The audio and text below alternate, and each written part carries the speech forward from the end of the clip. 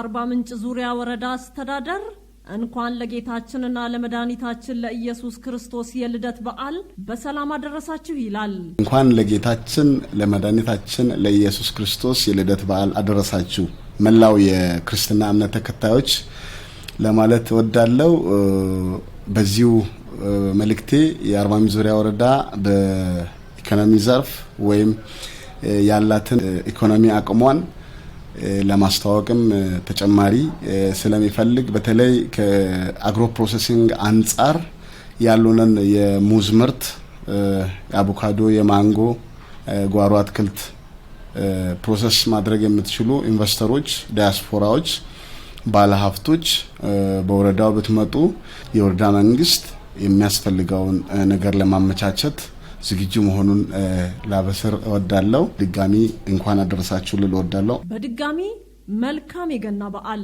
የአርባ ምንጭ ዙሪያ ወረዳ አስተዳደር